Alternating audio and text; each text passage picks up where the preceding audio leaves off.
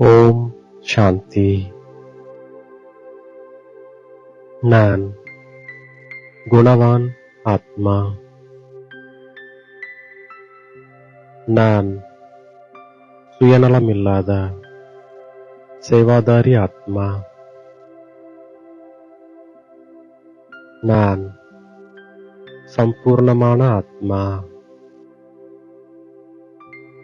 நாம் அவகுணங்களை நீக்குவதற்கான முழு முயற்சி செய்கின்றோம். எந்த குணத்தின் குறைபாடு உள்ளதோ அதன் குறிப்பை எழுதி வைக்கின்றோம். நாம் குணங்களை தானம் செய்வதால் குணவானாக ஆகிவிடுகின்றோம். நாம் குணவான் ஆகுவதற்காக எந்த ஒருவருடைய தேகத்தையும் பார்க்காமல் இருந்து தன்னைத்தான் ஆத்மா என்று உணர்கின்றோம். ஒரு தந்தை சொல்வதை மட்டுமே நாம் கேட்கின்றோம். ஒரு தந்தையையே பார்க்கின்றோம். தேக அபிமானத்தின் வசமாகி தந்தை அல்லது பிராமண குலத்தின் பெயரை கெடுக்கின்ற மாதிரி எந்த ஒரு செயலையும் செய்யாமல் இருக்கின்றோம். தேக அபிமானத்தின் வசமாகாமலும் தந்தை மற்றும் பிராமண குலத்தின் பெயரை கெடுக்காமலும் இருக்கின்றோம்.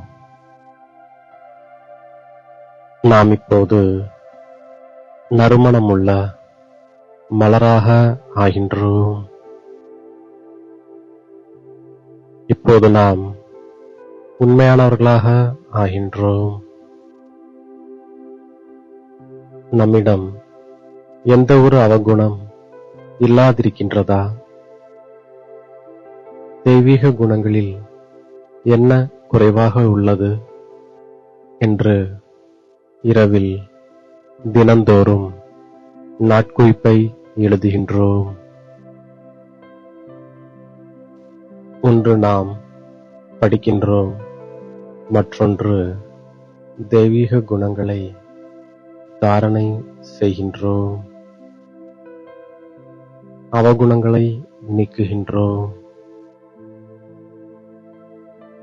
நாம் முழு உலகத்திலிருந்தும் தனிப்பட்டவர்களாக இருக்கின்றோம்.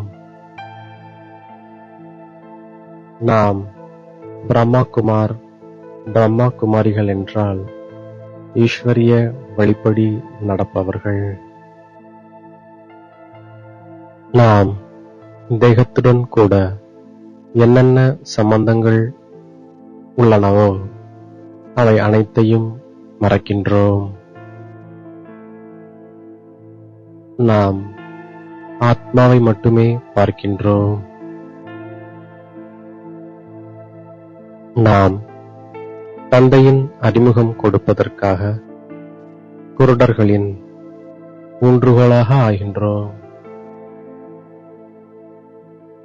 இப்போது நாம் விஷால புத்தி உள்ளவர்களாக ஆகியிருக்கின்றோம்.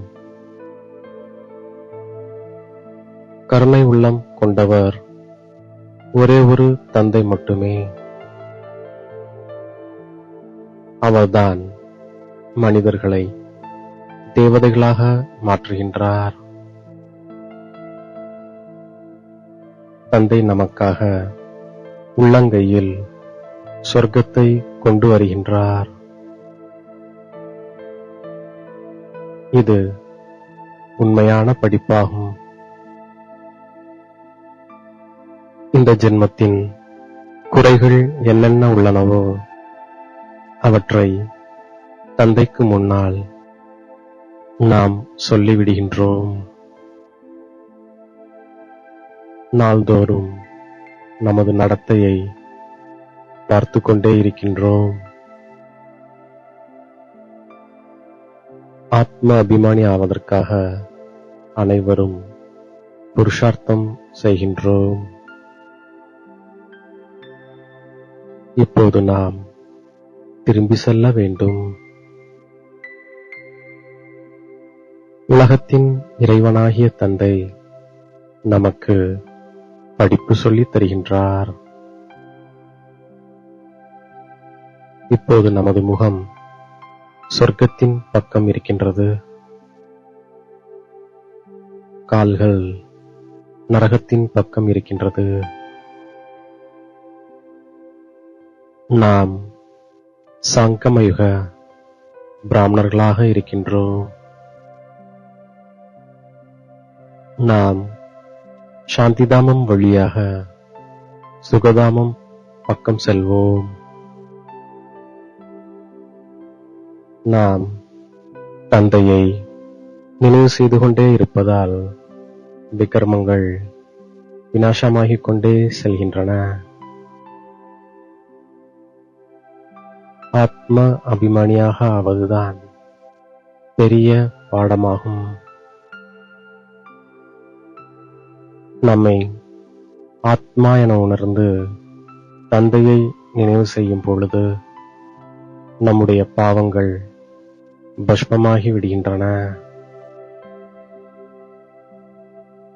எப்படி தந்தை கர்ம பந்தனத்திலிருந்து விடுபட்டு விலகி இருப்பதற்கான நிரூபணம் அளித்தார். சேவை மீது ஸ்நேகத்தை தவிர எந்த பந்தனமும் இருக்கவில்லை. சேவையில் ஏற்படக்கூடிய எல்லைக்குட்பட்ட ராய இச்சைகள் கூட கணக்கு வழக்குகளின் பந்தனத்தில் பிணைத்து விடுகின்றது. நாம் உண்மையான சேவாதாரியாக இருக்கும் பொழுது இந்த கணக்கு வழக்குகளிலிருந்து விடுபட்டு இருக்கின்றோம். எப்படி தேகத்தினுடைய பந்தனம் தேகத்தின் சம்பந்தத்தினுடைய பந்தனம் இருக்கின்றதோ அதே போல சேவையில் சுயநலம் கூட பந்தனமாகும். இந்த ராயல் கணக்கு வழக்குகளிலிருந்து கூட நாம் விடுபட்டவராகி சுயநலம் இல்லாத சேவாதாரியாக இப்போது ஆகின்றோம். தேக அபிமானத்தில் வருவதால்தான் நிச்சயமாக பாவங்கள் ஏற்படுகின்றது. அதனால் ஆத்ம அபிமானி ஆவதற்கான முழு முயற்சியை நாம் செய்கின்றோம். எந்த ஒரு கர்மமும் தந்தையின் பெயரை கெடுக்காத அளவிற்கு நாம் பார்த்துக் கொள்கின்றோம். உள்ளுக்குள் இருக்கும் நோய்களை தந்தையிடம் உள்ளது உள்ளபடியே நாம் சொல்லிவிடுகின்றோம். அவகுணங்களை தந்தையிடம் மறைக்காமல் இருக்கின்றோம். நமக்குள் என்னென்ன அவகுணங்கள் உள்ளன நம்மை நாமே சோதித்தருகின்றோம். படிப்பினால் நம்மை குணவானாக ஆக்குகின்றோம். எல்லைக்குட்பட்ட ராயல் இச்சைகளிலிருந்து விடுபட்டு சேவை செய்யக்கூடிய சுயநலம் இல்லாத சேவாதாரி ஆத்மா நாம். வாக்குறுதிகளை ஃபைலில் வைக்காமல் ஃபைனல் செய்யும் சம்பூர்ண ஆத்மா நாம். நம்மை தேடி கண்டெடுத்த இனிமேலும் இனிமையான தாயும் தந்தையும் ஆகிய பாப் தாதாவிற்கு கோடான கோடி நமஸ்காரங்கள். ஓம் சாந்தி.